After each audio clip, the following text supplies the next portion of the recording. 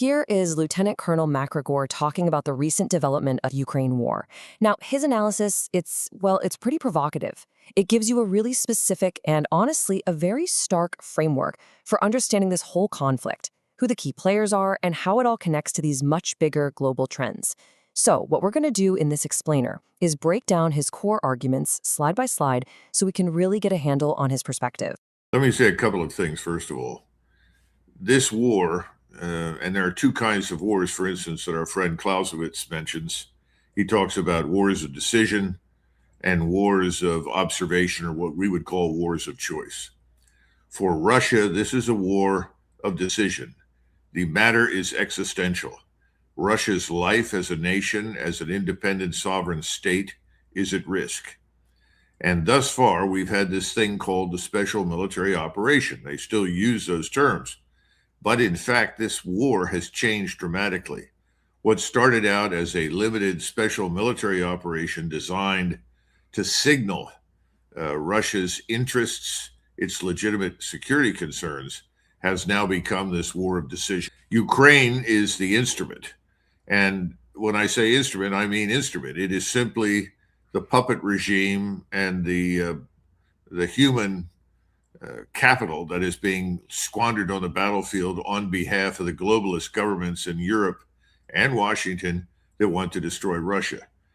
He puts on the uniform at this point and shows up at a general staff meeting with the senior military leadership as a demonstration that this is now a war for the existence of Russia.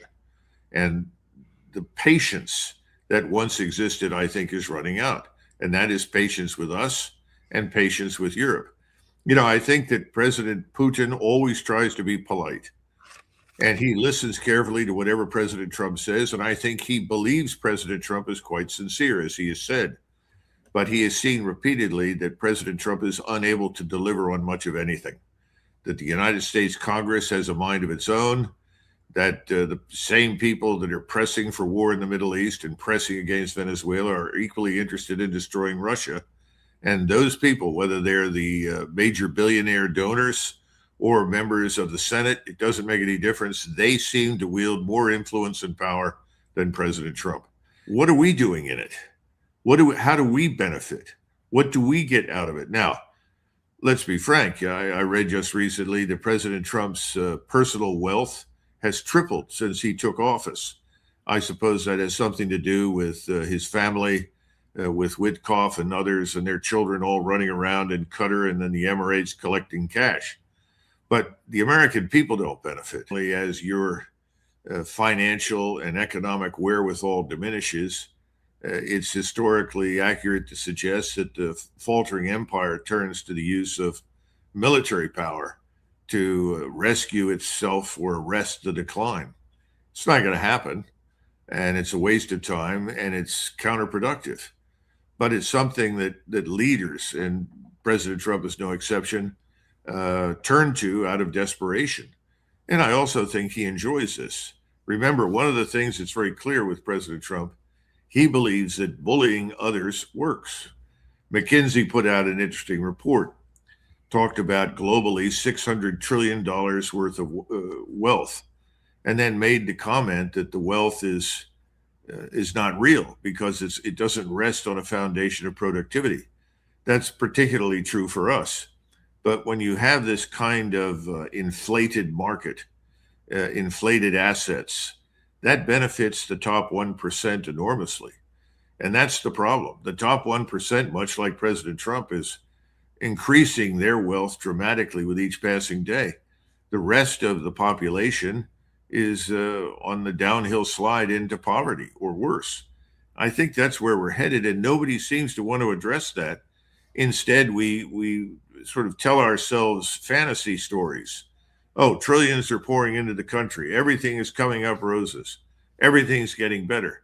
But Americans aren't stupid. They don't see that.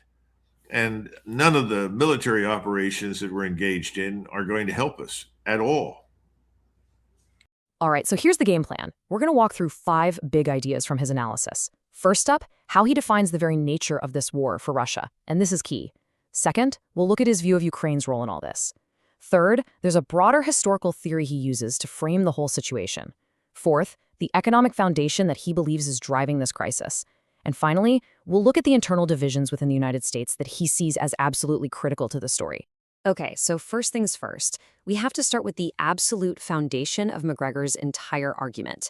To really get where he's coming from, you have to understand how he categorizes this conflict. He sees it as a very, very specific type of war.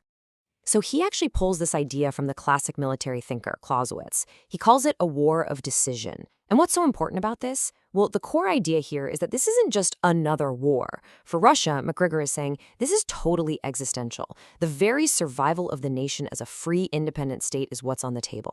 And this slide, wow, it really lays out the difference perfectly. You've got a war of choice on one side. That's optional, right? It's a strategic move, something you choose to do, but it doesn't threaten your very existence. But a war of decision, that's a whole different animal. As you can see, there's no other alternative. Your survival is literally at risk. Making that distinction is absolutely key to understanding everything else he says. Now, what's interesting is that, in his view, the conflict didn't actually start out this way. He says it began as what Russia called a special military operation, a limited strike to send a message about its security concerns. But over time, he argues it's morphed into something way, way bigger, a full-blown fight for the very existence of Russia and its people. And that, in his view, makes it a true war of decision today. Okay, so that brings us to our second big theme, and this is where things build. If Russia is in an existential war, then who exactly are they fighting? According to Macgregor, it's not who you might think, and this is where his argument gets, well, really sharp. And boom, here's the quote that's really at the heart of it all. He's saying Ukraine isn't the main player here, but an instrument. He literally calls it human capital being spent on the battlefield by Western governments who he claims have one ultimate goal, to destroy Russia. The big takeaway? He's framing this whole thing as a proxy war, plain and simple. So if you look at it from that angle, he then lays out what he thinks is going on in Putin's head right now. Basically, patience is gone. He suggests that while Putin might think someone like Donald Trump is sincere, he also sees him as powerless to actually make a deal, because the real power in the US is with Congress and its big money donors. And the bottom line from this analysis is that Russia is now prepared to escalate a lot if it feels backed into a corner. All right, let's pull the camera back for a second. Macgregor doesn't just see this conflict in a vacuum. He fits it into this much bigger historical picture, arguing that what we're seeing right now is a pattern that's played out time and time again with great powers. He calls it the faltering empire cycle, and it's pretty simple, really. Step 1, the empire starts to decline financially and economically. That leads to step 2, the leadership gets desperate. And what happens when they get desperate?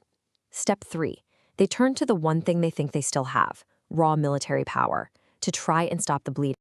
And you can probably guess where this is going. He connects that cycle directly to the United States today.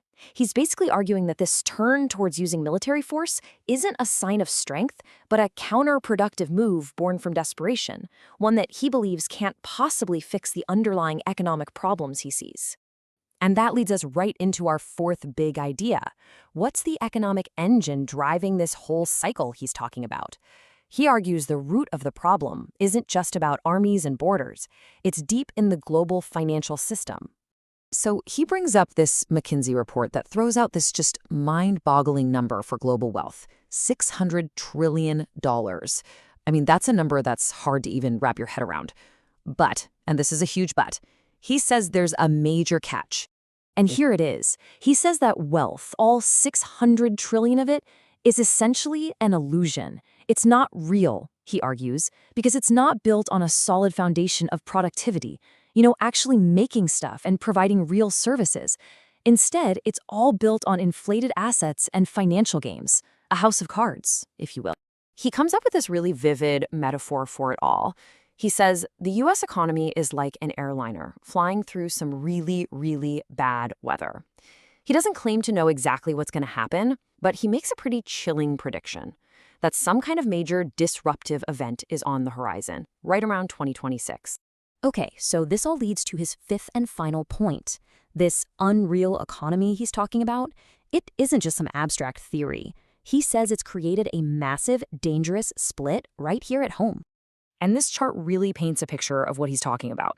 Now, these numbers are here to illustrate his point, which is that this kind of economy, based on inflated assets, hugely benefits a tiny sliver of the population, the top 1%. Their wealth just skyrockets as asset prices go up. So, what about everybody else? Well, for them, he claims, the consequence is a downhill slide into poverty or worse. So you have this situation where a very small group is doing incredibly well, while he says the vast majority of people are actually losing ground. And so we're left with this. After walking through Lieutenant Colonel Macgregor's analysis, it all comes down to one big provocative question. He's woven this whole narrative together about a war of decision, a faltering empire, and a fragile economy. But when you connect all those dots, his argument really seems to be pointing inward. It suggests the greatest threat isn't foreign at all, but might actually be found in the economic and social fault lines right here at home.